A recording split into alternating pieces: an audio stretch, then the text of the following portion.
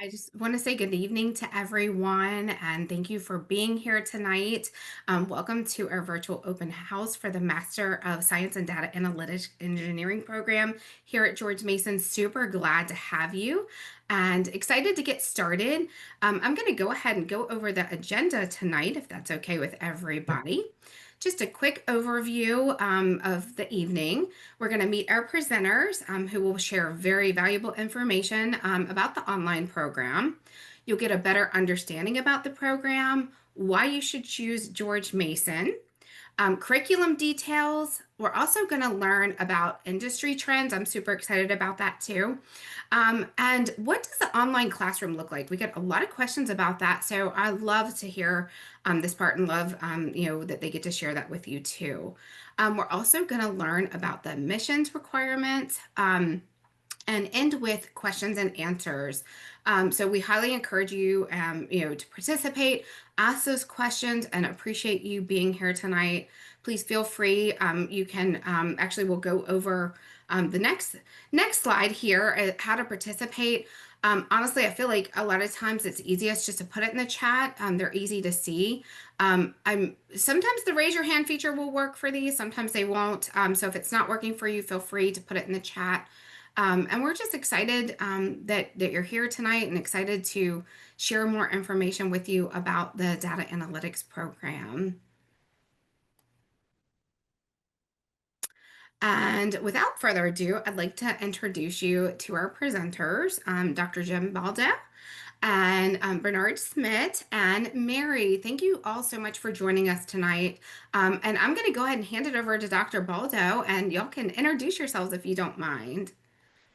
Okay, thank you very much, Tabitha. And I before I introduce myself, I just like to thank our Rise Point colleague Tabitha being here today. She's a great person to work with. Also, my colleague and soldiers and colleagues and soldiers in the trenches here as well, Professor Schmidt and Mary Baldwin. But we have a really great team here. The online team, it is a lot of effort. We do our best to keep all of our online students on track and maintaining, obtaining the goals and objectives that they set out for their careers and where they want to go. So just a little bit about myself. I'm Jim Baldo. I'm the director of the Data Analytics Engineering program. I became the director in the fall of 2018. I came from industry. I worked. I was an adjunct professor at George Mason University for 19 years prior to becoming the director, going full time into academia. And I was the person who was handed the task of starting the online program. And we were very fortunate to partner with Rise Point. Initially, it was Wiley, and then they were acquired. That part of Wiley was acquired by Rise Point, and so they provided us with mentors to get our online programs, our courses moved from the classroom to online. And that was, I want to admit, that was a really challenging job for all of us that participated in going in making the courses asynchronous. We'll talk a little bit about that later. And I teach one of the foundation courses that we'll talk about, CS 504, which is our data management and data mining course. So I have a chance to interact with students with the online program. And we have, I have to say, every course that I've taught, the CS 504, as well as our capstone course, it has always just been a real pleasure to work with our online students. Many of them are working full time, which is why they like the online program. And I get a chance to meet with them, get a sense for what they're doing. And I always learn from students. So that is really the real benefit for me for teaching is twofold, is meeting all these wonderful people and learning from them, the students. And then secondly, each time I teach a course that I think I know the material, I learn something that that I thought I knew, but I really didn't know that well. So it's a continuous learning activity for me, as well as learning from the students and getting a chance to know them. So just a few more things about myself. Um, I still consult in industry today, but I spent about 42, 43 plus years before I became full-time faculty member in industry. Primarily worked in the northern greater Washington, D.C. area. I've worked primarily in government, defense, DoD, and the intelligence community, um, and some industry. Um, and things have changed over the time that I started. It just absolutely amazes me how things have really changed in terms of the technologies, but as well as the foundational knowledge and information in data analytics engineering. So with that, I'm going to hand over the baton to Professor Bernie Schmidt and let him introduce himself, and then we'll move on to Mary Baldwin. So, Thank you, Jim. So hi, everyone. I'm Bernie Schmidt. I'm the Assistant Director of the Data Analytics Engineering Program. I'm also the DAN 690 Capstone Coordinator. So I manage that entire capstone course every semester for all the sections that we have for that course. Like Dr. Baldo, I've come from industry. Um, I'm coming up on my 50th year working with computer systems. I've been an academic for 14, and I'm actually a graduate of this program. I started in this program when it was a certificate in 2014, and I eventually graduated with a degree in 2017. And I've been the assistant director since the fall of 2020. So that's pretty much my expertise. I've worked on everything from mainframes to telecommunications. My current background, I focus on deployments with cloud foundational type projects, building capstone projects based around the services that can be supported through the cloud programs from Microsoft Azure, AWS, and Google Cloud Platform. So that's kind of my, just like Dr. Baldo's area of expertise, the intelligence community and things that I don't do. That's my area of expertise within the program. So, and I'll turn it over to our absolutely wonderful head advisor, Mary Baldwin. Thank you. So I am Mary Baldwin Sloop. I'm the graduate academic advisor for the data analytics program. I work with our on-campus students, our online students, pretty much everybody. I've worked at Mason for almost a decade, and I've worked at a couple different universities. I really love working in this field and with students in this field because it's so diverse and there's so many people with so many different specializations, especially in the online program. You kind of come in with your own your background, your knowledge, your expertise. And so I learn from students, sort of like Dr. Baldo said, and I am here mostly to support you to make sure that you are able to go from the moment you join the program to graduation smoothly. I give you information about courses. I can help you plan things out. I can give you information about policies or resources. If you want to get involved in research, I can support you on that. And so essentially, it can be easy in an online program to feel kind of disconnected. And I never want you to feel that way. I'm kind of your support person in coordination with your success coaches as part of your team to kind of keep you involved, keep you supported throughout your whole time in the program. And my background, my graduate degree is in linguistics. So if you ever want to chat about natural language processing or computational linguistics or ChatGPT, I will talk your ear off. So that's pretty much it for me. Love that. Thank you all so much. I'm just Mhm. so excited to have y'all here tonight. And with that, I'll go ahead and move over to the next slide.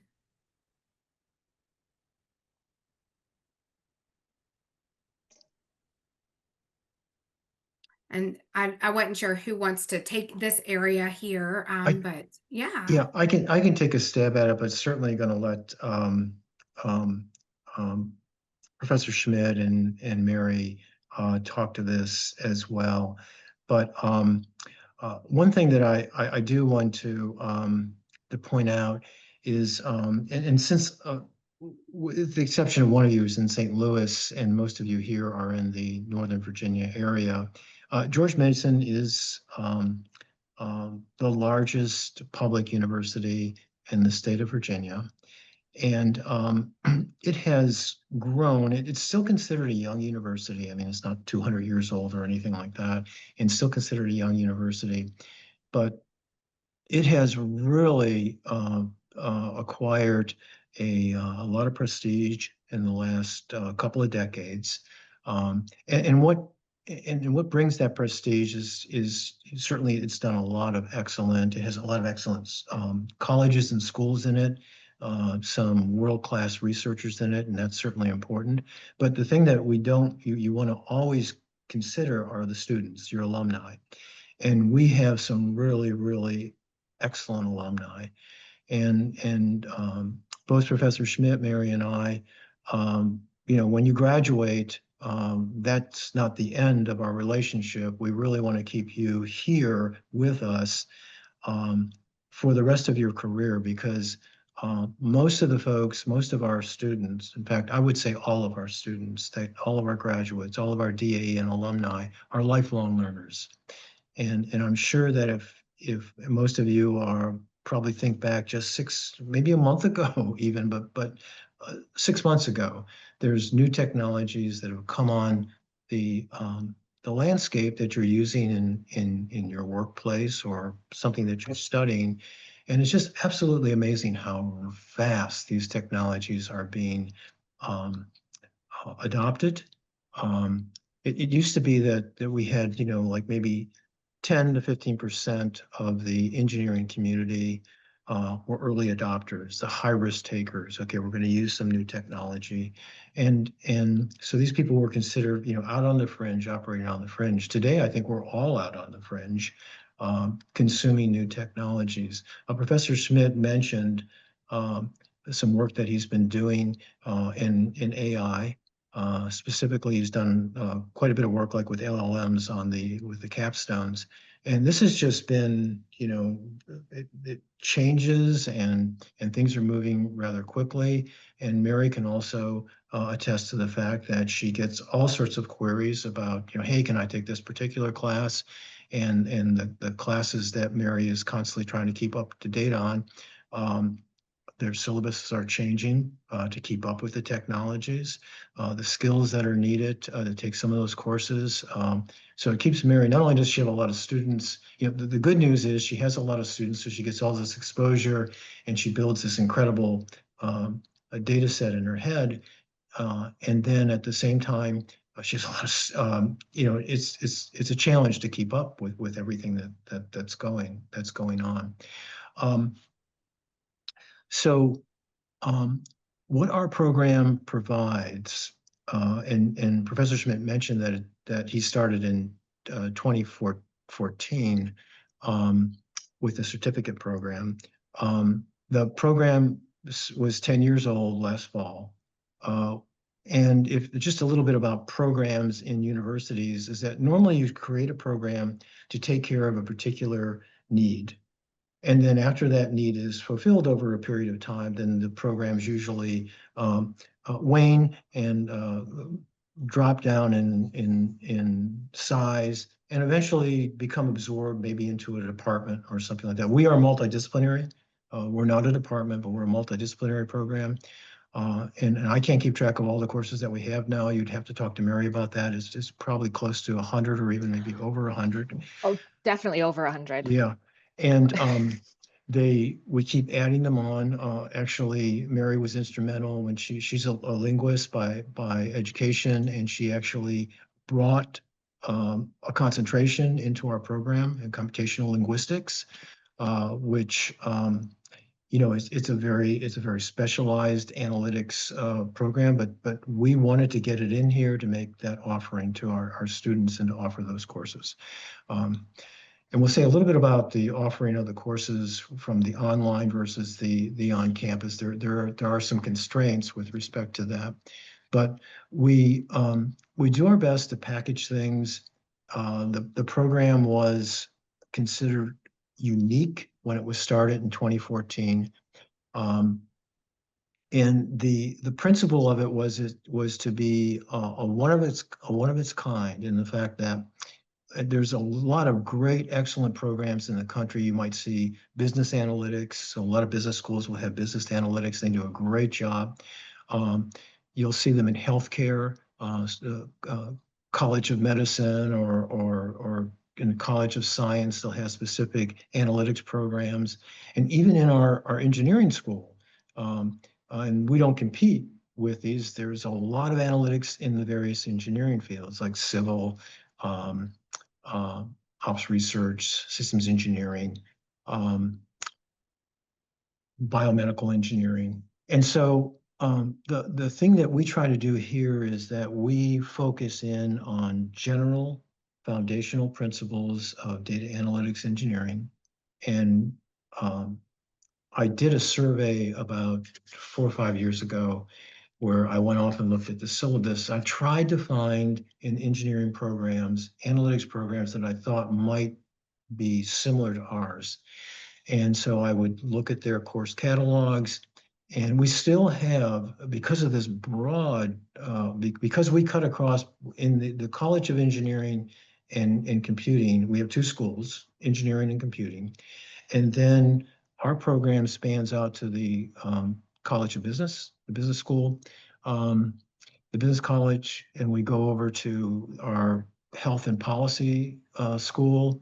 And we've interacted with departments like linguistics, and we have a number of different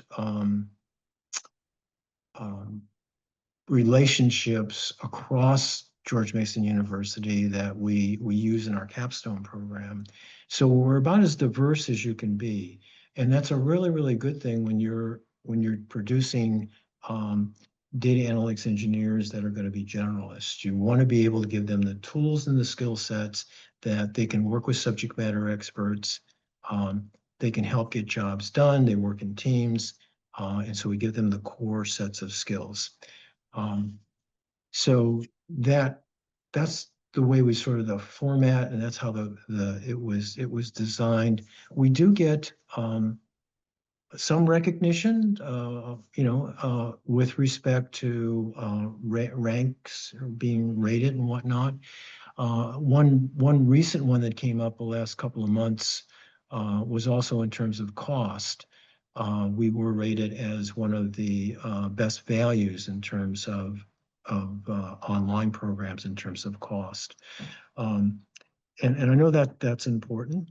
And then lastly, I'll say just one thing here, two other things, is that we do, as Professor Schmidt noted, we do have a certificate program that you can obtain by taking the 4 foundation courses. And some people take that track because they're not sure. They may already have a master's degree, and so they just want to take some courses to build up their foundation in analytics, so they can take the certificate course.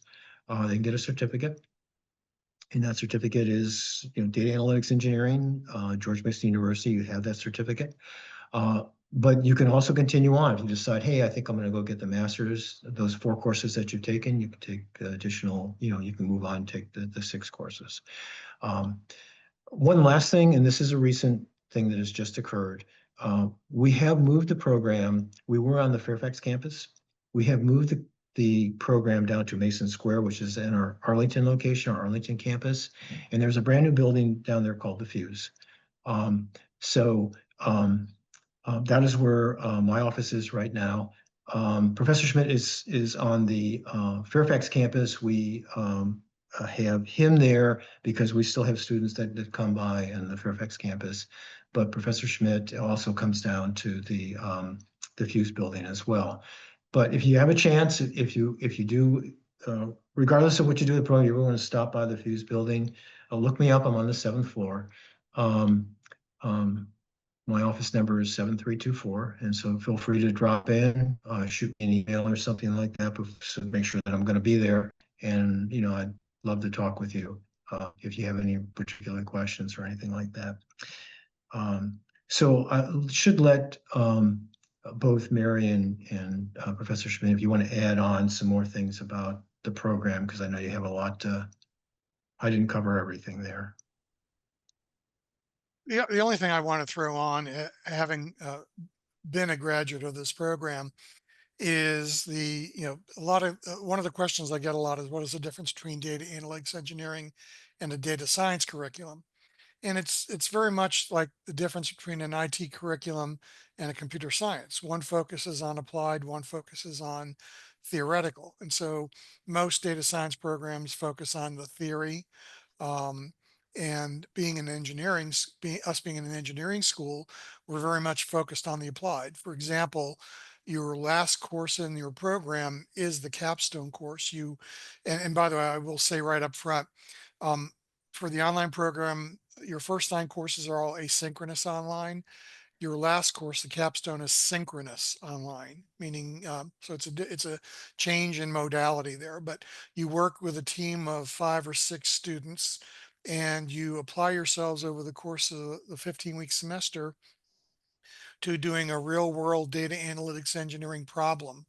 And we work with capstone partners that these are not your typical Kaggle competition nicely clean data sets that everybody works on. These are very dirty, very messy, complex problems that you work on. And they can be challenging at times. Dr. Baldo can certainly tell. He talks about my working with chatbots and large language models, which is true. I've approached that from the cloud services perspective. Dr. Baldo, on the other hand, does the same thing, but he works with, for example, one of our capstone partners is Erasmus AI, which produced Climate GPT. And so he's done a lot of work in that area as well. So that's the one thing I would want to point out, is that this is very much an applied experience program, based program, as opposed to just purely theoretical. So Mary, turn it over to you. Yeah, I'll just say this because I know we have limited time and I don't want to get ahead of myself. We're very diverse. We offer more options in a lot of different subfields than a lot of programs you're going to find on analytics. We're very applied, so more hands-on. We're working with messy data, but you can get aspects of that data science, AI engineering, that kind of stuff in your coursework as well. And the modalities in the online program in particular tend to work well for working students. I will touch on the certificate and then also the capstone, just in terms of like the nitty gritty planning stuff when we get to the slides on curriculum a little bit later. But yeah, I would say having the certificate option, the diversity of options, the modality, it's just kind of a unique program. So I think we're cool, but that's just me. But that's all.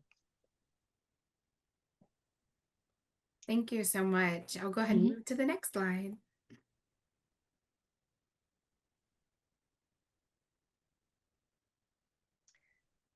I think Dr. Baldig, you have already touched a little bit on the Yeah, background of the program. yeah, so What else yeah, did you want to add here? so there's a couple of things I think the three of us can talk about a little bit on. So again, just to recap why it was created, we wanted to address the general data analytics engineer. Also, one of the things are, so to answer this question here, are there any industry trends that you could share? The changes that I am seeing today, so and Professor Schmidt, his focus is an interest. So we do have some common ones, but then we also have some different ones as well where we focus and do work in. I spend a lot of time with the data. And as Professor Schmidt had mentioned, we have to deal with lots and lots of data. And in some cases, a particular data set for a particular type of analytic may be just fine. But that same data set for another type of analytic, I think Professor Schmidt used the term dirty data. It has to be cleaned up or it has to be processed. And so one of the things that has been very, very unique, very, very helpful is that in applying various types of AI methods to data, which it's not a black box. It's not that we just, hey, we have this magic LLM, then we can say, we take the data, we tell the LLM, please take a look at this data set. Tell us what we should do for this particular analytic. It does not quite work like that, but we are seeing a lot of work that we're doing with various types of foundation models today, to help us with processing, setting up a data pipeline and processing data. And I'll talk a little bit more about that on a slide that we're going to come up with. So this question here on the bottom, is there the need for this program in today's society? I still practice in industry, and all of the work that I've done prior to coming on as director and prior to all my consulting since I've been a director has been team-based. And everything we do is team-based. So we work in it with teams. I usually work with subject matter experts, and I have to listen very, very closely to what they need. And then I work with other colleagues who have specialized types of skills. And we come together to try to prototype things to come up with solutions. So if anything, I've seen the need for the skill sets that we provide here to continue to grow. And so I believe that the degree itself, with the way we prepare you, is, you certainly will come out with enhanced skill sets over the 10 courses that Mary had mentioned that you take. And but it just, and you'll have these, and then you'll learn other skills because, there's not only is there technology changes, as Professor Schmidt said, but there's also foundational knowledge that you're going to eventually have to sort of pick up as you go forward. But the ideal situation here is that these forces that we have to deal with, the program adjusts itself with respect to the various type of forces that are needed out in industry today. And as many of you know, things are just extremely diverse out there, and you have to be able to, you're thrown into a situation where you've got a problem you got to solve. You've never seen that problem. So there's no textbook out there for the problem. Maybe not even any white papers out there to take a look at. And it's an approach where you lay things out on the whiteboard, so to speak, or during blogs or discussions and whatnot with your colleagues to come up with a solution. So Mary and Bernie, if there's anything else you guys want to add, please go for it. No, I think you pretty much covered it. I don't have anything to add myself. Agreed. I think it's a huge field. It's constantly growing, and that's kind of why we're constantly growing. Since I joined the program, I think we've added 4 concentrations and a whole gaggle of courses because we're always working to kind of keep up with those changes. Yeah. Right. Thanks. Okay, Tabitha, we can go on to the next slide. Okay, I think I'm going to let Mary take this one here. Yeah, so our program is a 10-course program. 5 of the courses, as we've kind of talked about just a little bit, are core classes. They are going to give you your foundation for you to build on, and that also includes that capstone experience that Professor Schmidt talked about. So first, we'll just kind of talk about these core courses. AIT 580 is a course that covers a whole bunch of topics. You're going to be using Python, SQL, learning, using some R, doing some work with AWS. I think all of the sections are doing that right now. Correct, Professor Schmidt? Has everyone taken that on? AWS for AIT 580? You're not sure? Yes, yeah. In fact, I think Dr. Foxwell it wasn't in the online program, and I believe this summer he's incorporating it into the online course. Fabulous. But you learn a little bit of everything that you kind of expand upon later. CS 504, Dr. Baldo does teach that. It is a great course on data mining, data structures. You do some machine learning there as well. OR 531 is one of our modeling and kind of like predictive modeling classes. It's Excel based, and so you're able to do some of that predictive work there. Statistics 515 is like our base visualizations course. It's R-based is kind of the coding that is used in that course, and it's just kind of your solid foundation. So those 4 classes give you a broad basis in the field. The capstone is the final course you do. So the other 4 are the first 4 classes. The capstone you do at the very end. And as Professor Schmidt said, it is unique. All these other classes you take in the program are 8 weeks. They're asynchronous. They kind of work with, working person schedule. The capstone's unique. You have to meet once a week for lecture. It's a synchronous course. It is a full semester course instead of 8 weeks, and you are working with a team every day because you're working on a real world problem. And so you have to have that kind of continuous work. So one thing I'm going to touch on later is kind of like pathway. Most of my students, if you are taking classes every semester, are going to be able to finish the program in 6 semesters. And one of those reasons is we want you to take the capstone by itself at the very end. But yeah, so these are the first kind of 5 core classes. And we did talk about the certificate. So the certificate's great. Some students will start there and then move to the master's.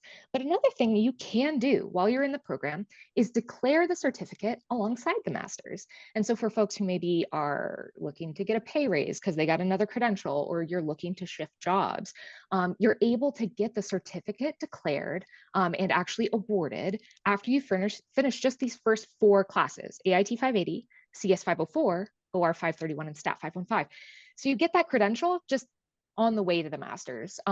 If you want to do that when you're in the master's, you just talk to me. I can help you with that and talk about all the paperwork and fun stuff. But that is an option for all students in the master's as well. And we can actually go on, I think, to the next slide, where we're going to start talking about your other 5 classes. So those are kind of the core. Awesome. You already answered one of the questions I had. So thank you. Oh. You'll see me taking notes over here. Fabulous. So the other 5 courses in your program are your concentration courses, your electives. And that's where we are able to kind of pull on the strength of the program, one of the strengths of the program, which is the diversity of the courses available, to kind of mix and match to get the skill sets that are going to work for you and your career goals. So currently we have 100+ courses in the on-ground program. So if you look at our catalog page, you'll see a whole bunch of stuff. But some of our most popular courses have been transitioned to that 8-week format for the online program. So that includes some of our business analytics courses, marketing research, advanced data mining and data mining for business, marketing analytics. I think people analytics is offered sometimes as well. I need to double check. Don't count me on that. I have to double check all that. But those are quite popular for folks who want to focus on business functions. We have some great and very cool digital forensics classes. If you are have networking experience, if you're interested in cybercrime, those digital forensics and network forensics classes are quite cool. We also have several courses from our systems engineering operations research department on applied predictive analytics, things like decision risk analysis, heterogeneous data fusion, which I think is super cool. Even just the name is super cool, but it's a cool topic as well.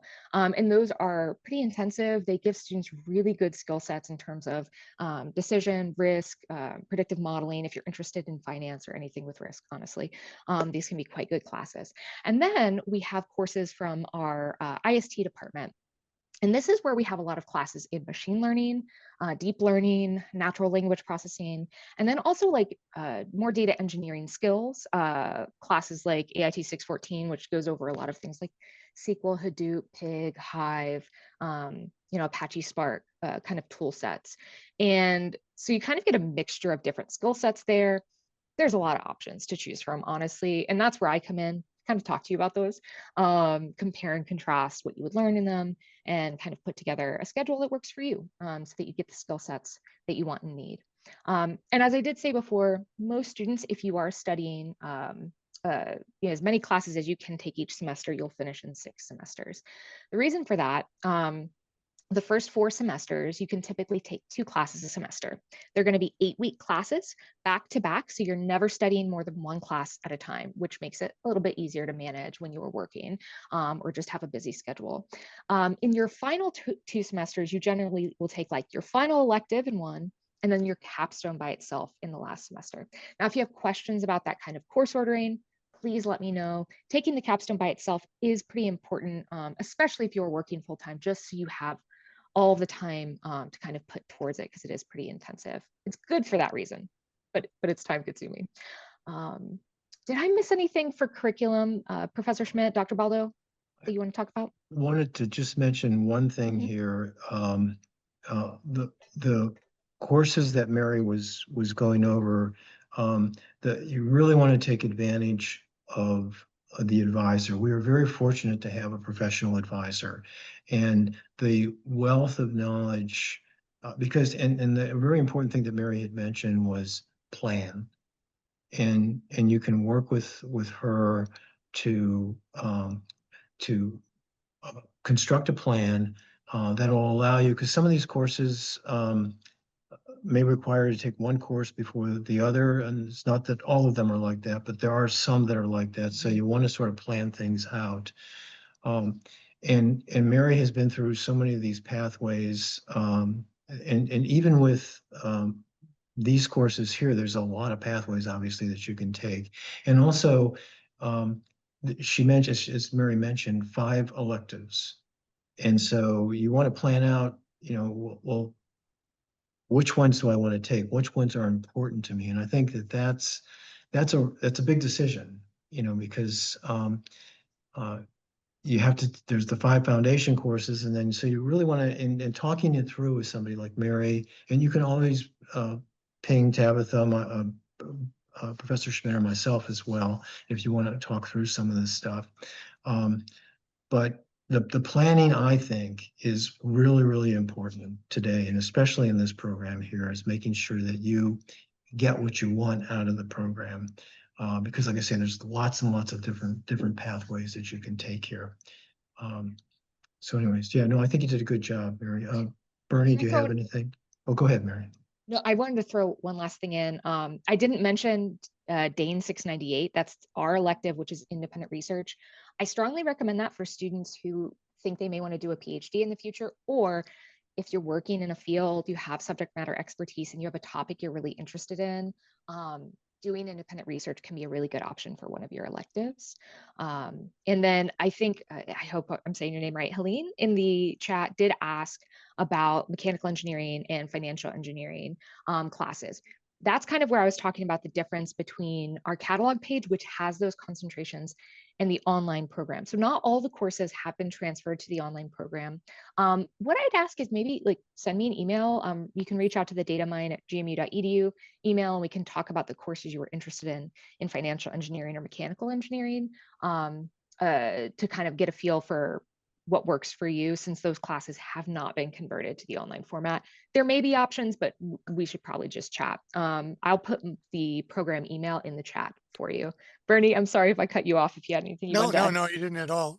I think you summarized it right, is that the even while the on-campus program has well over 100 courses, because we are multidisciplinary, the limiting factor for the online program is the number of faculty who own those courses, who want to convert it from a on-campus format to an asynchronous online format. That's the restriction right there. Yeah. But we've been very lucky that um, the systems engineering operations research, they were one of the first ones to do that for our online program, as well as the information sciences and technology group. And of course, a couple of years ago, we added the business school courses. Mhm. So Yeah, so I would, and I'll let Mary and Bernie chime in as well on this. I want to emphasize something that Bernie just and Mary both talked about. These are asynchronous, which means that you don't ever have to talk to the instructor. In theory, and in the way the course is set up, you would never have to really talk to the instructor. So when we design the courses, we have to make it so that and that's why they're so difficult to put together, making everything asynchronous like this. Some instructors, I happen to be one of them, do like to reach out, talk to the students, encourage them to contact the instructor. But it is true, all of these courses here, as was noted by both Mary and Professor Schmidt, is that all of these courses are 100% asynchronous. You would never have to talk to the instructor. The instructors are there, obviously available for questions. My students typically do reach out to professors. They're available to you, but it's kind of designed so that, like, if you have a weird work schedule, if you have family obligations, you can do your study at a particular time. Capstone is the only exclusion.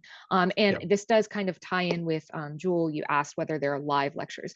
Now, we'll talk about kind of what the classroom looks like, and both of you can kind of talk about how you run an asynchronous class in the program. But the only live lecture you would be getting in the program would be for the capstone course. That is the one course where you will have a required live lecture. All right.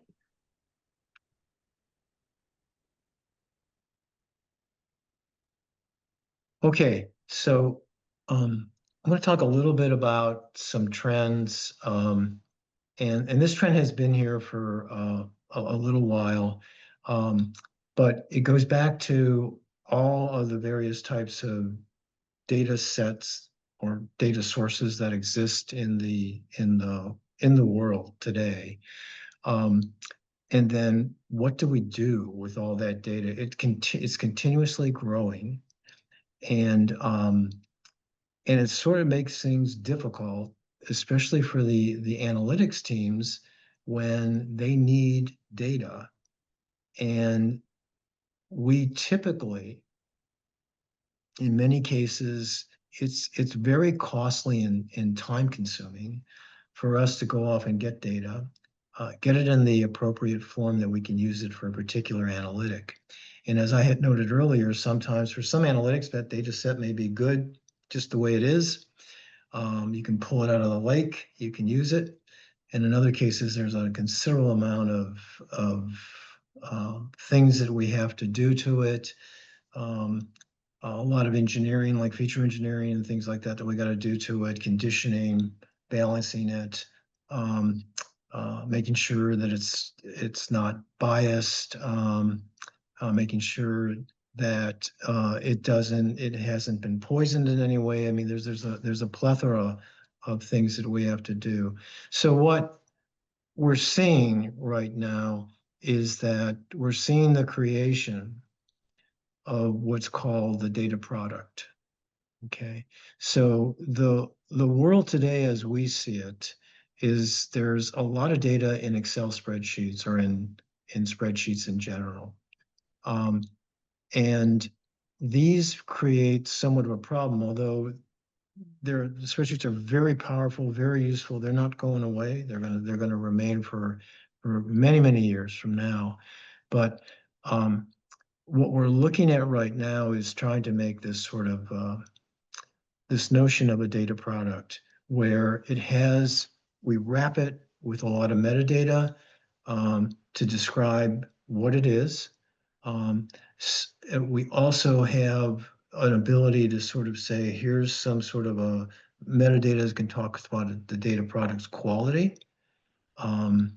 We have to be concerned about the governance of this, so we have to be concerned about privacy. Who can see this? Maybe I can only see a part of it, but Professor Schmidt and Mary can see everything and get the whole product. And then also this notion that's coming about and how it's monetized is still up in the air. But we have a contract, and in that contract there's a data specification that provides some sort of guarantees that someone who's going to be a consumer, they also may be paying for this particular data, that they're going to get the following. Okay, so we're seeing, like, from the producers over to the consumers, and in the center here we're beginning to see these products. And this thing caught my attention 4 or 5 years ago when I started to look at this notion, this concept of a data product. And I've consulted for a couple of organizations right now that have tried to realize this. And in order to do this, I will tell you one of the big key things that you have to have is you've got to have some really, you have to have people with some general skill sets that first and foremost, as many of you may already know, there's a data set out there, but getting access to it, even in a company that owns all their data, can be like, pulling teeth. It can really, really be problematic. And then when you get the data, what you do with it, if you run analytics on it, and the results that you get from it, those could have impacts. Okay. So depending on the quality of that data product and how it's used and from an analytics perspective, it says something. And you'll be surprised or not surprised, more than likely, someone might disagree with what that data is telling, is what's being revealed by the analytic from that data. I can give you a really good example of this, law enforcement. You start to collect various types of data. Could be on crimes, that you're looking at trends in various geographical locations, and the officers, the law enforcement folks, will start to look at this data, and in many cases, they are there in these areas, and they'll say, "Hey, this is not reflective of what's really going on." Okay, and we see this in first responders as well. And in many cases, they might come to us, as Professor Smith mentioned, with the capstones.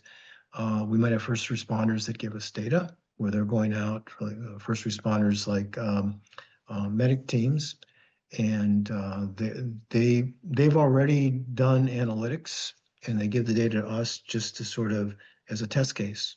What do you guys see? Okay, so this whole notion of handling the data has become so important, is that the data has now become the data layer. And from this data layer is emerging this new thing, this new product called the data product. And it's starting to take hold. And I think we're going to see more and more of it. But even if the concept of data product isn't there, I think the spirit of it is going to be there. And so again, my interests are a lot in this pipeline, because it is so important as a data analytics engineer when I hand this off to another engineering team that's going to perform analytics on it. It's a pretty big responsibility, because, as I said before, you have some subject matter experts, or you have some other consumers down there that are going to look at the results, and there are actionable things that can occur. I mean, so you might want to, law enforcement may want to say may want to strengthen their presence in a particular area. You've got to make sure that you're right, especially if you're taking some of your assets from another area that you think is relatively safe. So anyways, I hope I planted the seed of data products. And you can go off and search and look at, and there's lots of people have looked at it a lot of different ways. It's a concept at this point in time. But I think those features that I have connected to that data product cube are still pretty important, and those are not easy. Okay, there's still a lot of things that need to go on to support those sort of things. Okay, thanks. Why don't we go to the next slide? Okay, and there's been a lot of things that have happened from an industry perspective. One of the first things that's happened is that storage has become so cheap. Okay, and over the years, so now we don't throw data away. We keep everything. So data comes in, it's immutable, and we keep it. Also, data can be distributed. when you talk about things like zettabytes of data worldwide growing exponentially, your data is not going to be in all one spot. We collect a lot of data. I mean, just think about all of the satellites that are up orbiting the Earth, collecting data and returning that data back down to ground stations. Even though those pipes are very, very small, they're continuously sending data down there, and it's continuously being collected. We're continuously archiving it. And now we're beginning to be able to process it. I mean, you've probably heard these stories from some of our when NASA sends some of these probes out, they're sending back so much data that they at one time, a lot of the analysts were saying, hey, it might take us a decade before we even get to that data because there's so much of it. But we are seeing rapid advances with chipsets and whatnot. It is currently unbelievable from my perspective, seeing all the data centers that are going up. In fact, Professor Schmidt and I were talking about this afternoon. He lives very close to an area in the Northern Virginia area that has seen a huge growth in data centers. And we're also, we still continue to get the great folks, our great chip makers continue to build faster chips and GPUs, NPUs, TPUs. Just it's incredible, as well as the advances that we're getting with algorithms. But that data is growing. And so what happened was we started to fill these things up, which were called data lakes. So we just stuffed all the data into object stores. It was cheap. And then we said, okay, we'll figure out what to do with this.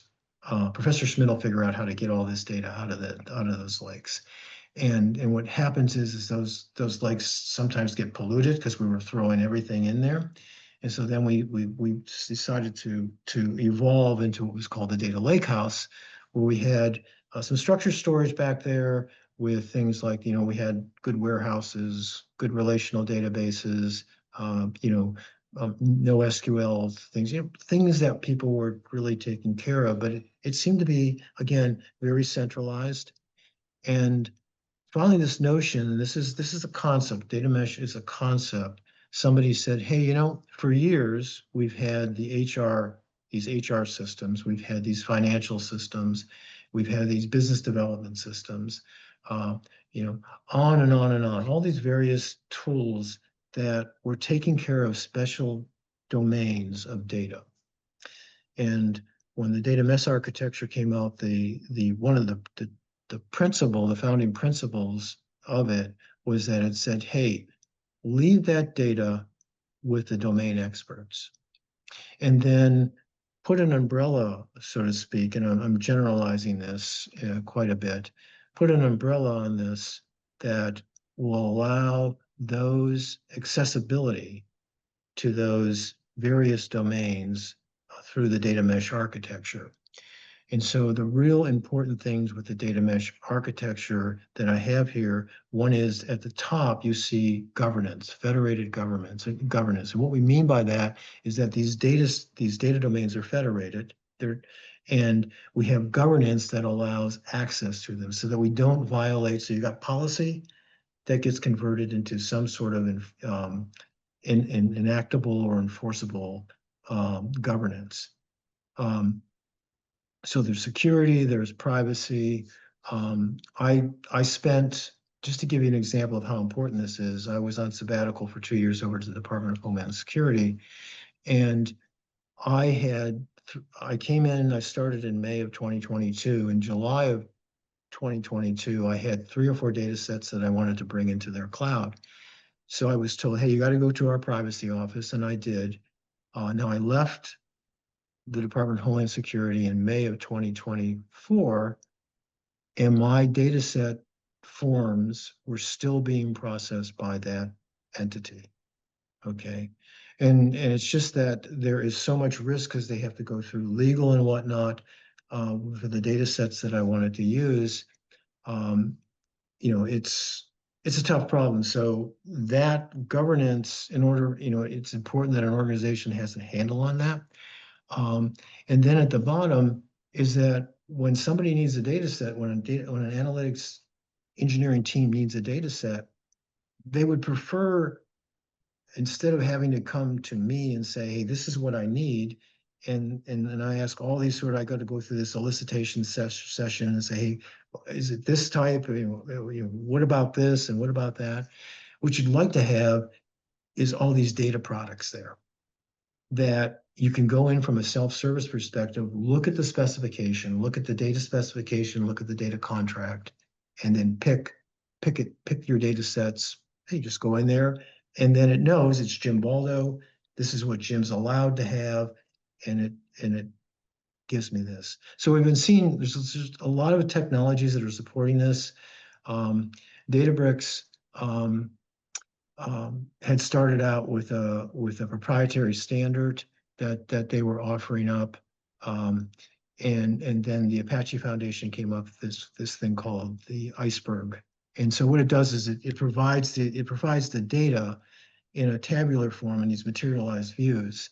And so we're seeing some pretty good standards that are standard tools or de facto tools that are coming up, and the industry is standardizing on now. So I expect to see, I'm not saying that data mesh is going to stick, but something like it will be there. There's another competing industry trend with what's called a fabric, and not to be confused with what Microsoft calls their data fabric. But that requires, in order to do data fabric, not only does it require governance, but it requires metadata for your data sets. So those two key things, being able to address governance with your data, being able to address the metadata so that you can find it and you can sort of interpret it. Hey, this metadata describes what I really need, is extremely important. So, okay. Fascinating. Yeah. Thank you so much. Sure.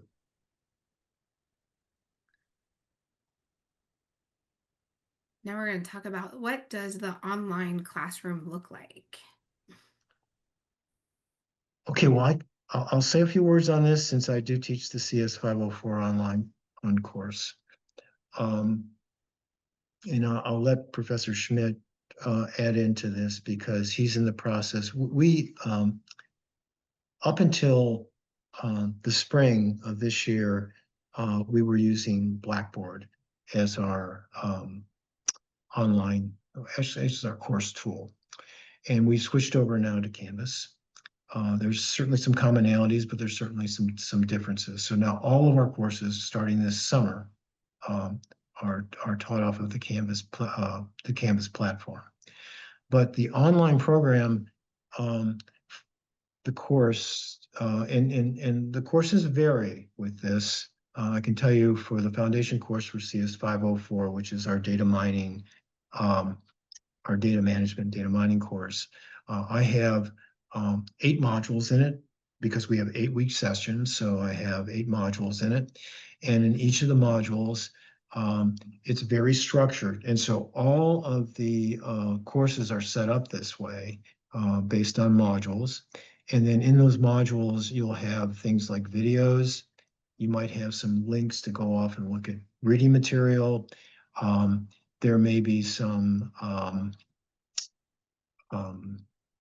there'll be possibly some quizzes.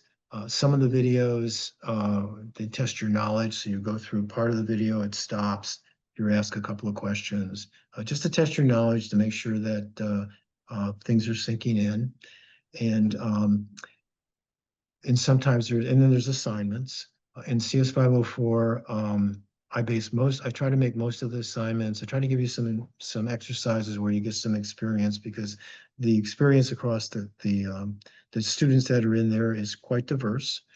As Professor Schmidt noted, for CS 504, I also use AWS. And Professor Schmidt can talk more about this. Both Professor Schmidt and I are registered with AWS Academy. So we get AWS Academy accounts, which gives the students some sandbox accounts where you can actually go off. AWS gives us $50 in credit for each student. And so I've set the courses up so that you can do some assignments using AWS. and within that $50 range. So that, so it's pretty much, there's videos, some, and I have a couple where I didn't do the video, I just give the slides, please go through the slides. And then some quizzes, I usually always have quizzes with them. And then they're couched in, or they're in a 1 week range. So usually there's a set of things that you have to accomplish within that week. And then you move on to the next week. So you do have some deadlines. Now, what people are going to ask me is about, well, how much time do I need to spend? And when we worked with the Rise Point mentors, the course, the online course instructors, or actually course designers who help us design the course, the online, like watching the videos, reading some papers or things like that, you're probably going to spend probably anywhere from 12 to 15 hours a week on the course. Okay. So you sort of have to, what I strongly advise, as well as the Rise Point course designers, and they're very adamant about this, and they're right, is that you need to spread it out. Okay. So do not wait till the weekend, because a lot of people think, well, I work hard, work during the week. I got 40 hours, 8-hour days, I have a family, come home, dinner with the children, and yes, you got to do all those things. I know what that's like. I went through a master's and a PhD, working full time with a family, so I know what that's like. But you got to spread it out. Okay, so you want to make sure that you spend a couple of hours a night. After you have dinner with the family and spend some time with the kids or something, then you want to just some time for yourself. Go into a room someplace and spend a couple of hours. I think if you do that, you maybe take Friday night off or something like that, and then you're going to have to spend some time on the weekends as well. So I really think it's anywhere from 12 to 15 hours. Now the real trick, and Mary sort of mentioned this, she said, and Professor Schmidt as well, is that even though they're asynchronous, you still have access to the instructor. Okay, and so I always tell my students that if I give you an assignment and you get stuck for 15 minutes, you can't move forward, shoot me an email. One of the things that we do here is we set up a Microsoft Teams channel for the course, and you can text, and most of us are pretty responsive. If we get a text, and we'll, you say, hey, can I meet with you for 5 or 10 minutes? And it's amazing, because sometimes you get stuck on the littlest thing, and you text the instructor, and the instructor says, okay, let's just come on and do a virtual session. Show me where the problem is. You talk through it, and within 5 or 10 minutes, you get it solved. Instead of you sitting there for 2 hours, banging, trying every different way, and you get frustrated and tired. So I think that's a very important thing. Use your instructor. Get to your instructor when you get stuck like that. I think that's good. That's good. Most instructors are responsive. If you do find one that's not, Mary's there, and she'll reach out to me or to Professor Schmidt or to Tabitha, and then we'll find out what's going on. And if you're doing something late at like 10 or 11 o'clock at night, and the instructor doesn't respond back, hey, they're human too. They have to sleep and they have things like that. But normally they'll get back to you. Okay. And I always say, if you get stuck on something, put it aside, but continue to do something else. Usually those modules are set up so that you can have actually multiple parallel activities going on. So you don't have to, just because you're stuck there doesn't mean you can't move on to something else. Finishing off the lecture videos or looking at other content that's there. And I do want to, these are graduate courses now. So a lot of them are set up. In some cases, there is no answer. Okay, I mean, sometimes the questions that they're being posed to you may require you to do some research, and the instructor's looking for your approach, your thoughts. How are you going to solve this particular problem? Sometimes there may not necessarily be a right answer, and this program, I mean, the sort of things that you do, in many cases, the reason you become so valuable because we've never done this before. Okay. And that's the important thing there. So I hope that gives you a little bit of a view. This particular picture of me here is the introduction, and like I introduced myself, even though there might be a different instructor teaching the course. You click on that and you can watch it for. And you got to be careful with these types of videos because you can get tired listening to them. So that's why we always say this: to spread it out. So that you don't get bored with Jim talking and babbling all the time. One thing I would like to emphasize to remind everybody is, even though this is an 8-week format, it covers the same amount of material you would have in a normal 15-week course. Yeah. So 1 week in the online program is the equivalent of 2 weeks in an on-ground course. So Thank you that, for bringing that up, Professor Schmidt, because that's a really, really important point. And the way I'd like to paraphrase what Professor Schmidt just said is that it's a concentrated pill. I mean, it is concentrated. So that's why you want to spend those 12 to 15 hours a week, and you got to discipline yourself to do it. But if you do, you'll get through. There's no question about that. But Professor Schmidt is right. And Mary was shaking her head there as well, because you can't, it's really difficult to leave it to the weekend. You're going to spend, 8 hours on Saturday and another, 7 hours maybe on Sunday. That's your ability to assimilate the material is not linear there. You're going to get tired. You're going to get fatigued. That's why it's much better to lay it out. Plus, it gives the gray cells a little bit of chance to fire and think because they're working in the background for you. All I'll say, because I know we're over time, and I apologize, Tabitha, because I'm taking more of your time. Because they're accelerated classes, reach out early and often. Reach out to me the moment you start feeling like you're struggling, if you need advice, how to talk to a professor, how to approach something, even if you want to talk about, kind of study methods or how to plan out your schedule, especially in your first semester. It can be different if you've never done a graduate program before, if it's been a while since you've been in school, or if you're just not used to online classes. We want to support you. Reach out to me. I'm happy to kind of, troubleshoot things and help you kind of get used to the new medium as well. But yeah, reach out early, often. Don't be ashamed. That's what we're here for.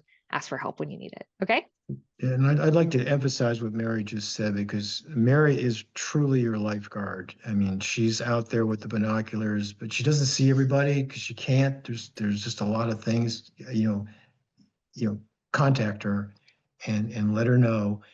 It's more than likely she's seen somebody go down this path before, and she has some resolutions that she can help you get over the problem. I love that.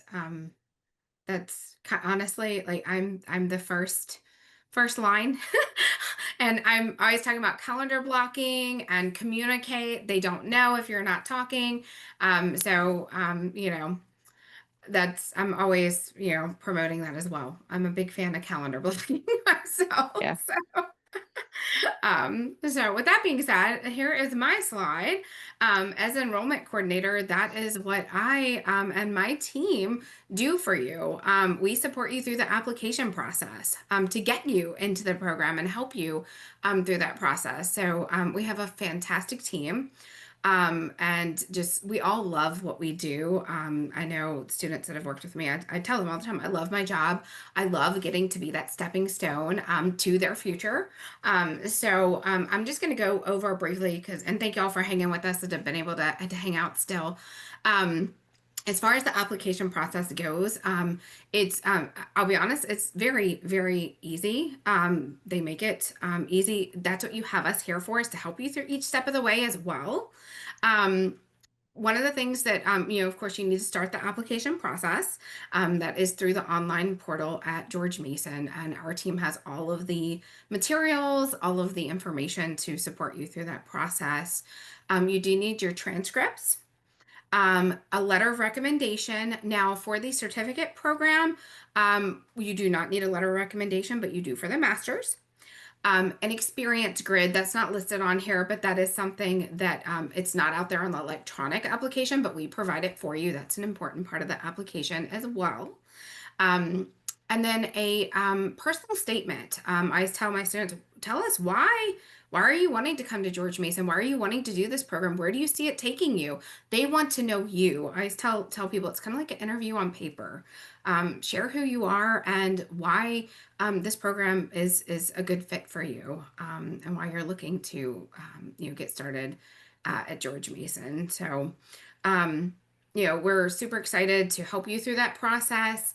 I love what I do, and my teammates love what they do as well. So if you do not have an enrollment coordinator yet that you're working with, we can get you in touch with one. We will make sure that you get connected.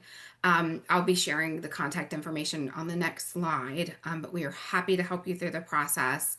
And super, super excited, to help you through that as well. Let's see. And we have a question real quick. Let's see. Applying to a program besides the knowledge is a networking function. That being said, how is networking chances in the program? And how is the process to switch to ground, like from in person, that type of thing? Great question. I'll let Mary, because Mhm. I support online only. Yeah. So Yeah. So I'll take that over. So if you start in the online program and for whatever reason you move closer to the campus, something like that happens and you want to move on ground, it's pretty easy. Reach out to me at that point. We can talk about it. There are differences in tuition rates between the on ground and online program. There are a few other like administrative things. So I would say it's pretty easy. You can only do it once. You'll have to discuss it with me. If you're talking about networking in terms of like getting connected with folks, you can do that both in the online and in the on-ground program. Online students are able to get involved with research centers, even if you're doing like virtual collaboration, reaching out to research faculty, asking questions like that. There are student groups. There are some virtual events that happen, career events that happen that are virtual. So there's networking opportunities available, both online and on campus. If you were to move on campus, the Fuse building has got these great spaces. That's more Dr. Baldo's expertise. And if that becomes a thing, talk to us and we can kind of give you all that information. But yeah, I would say if you want the details of like cost difference and all that stuff between on ground and online, email us at datamine@gmu.edu. I can provide all those nitty gritty details so that you can kind of compare them. And that's for anybody. But yes, networking, you can definitely do in both programs. thanks, Mary. Mhm. Yeah, definitely. And George Mason has a fantastic career services department Mhm. as well. A lot of people don't realize that. So Yeah. I know I talk a lot about that when I'm talking with prospective Mhm. students as well. So Mhm. yeah, and I wanted to make sure you had a chance to get the information. Definitely reach out if you have any questions, feel free to share them here. We have the experts here. Mhm. We've had some great questions tonight. Mhm. That's Yeah, really just would like to like to thank everybody uh, for coming on board with your interests. Like to Mhm. thank Tabitha for setting things up, and Mary and Professor Schmidt. And Mhm. please, as Mary indicated, reach out to us, the four of us here. Uh, if we can't answer the question, we'll find some way to get the question Mhm. answered for you. Absolutely. Thanks so much. We're so excited to have y'all tonight. And does anybody have any other questions?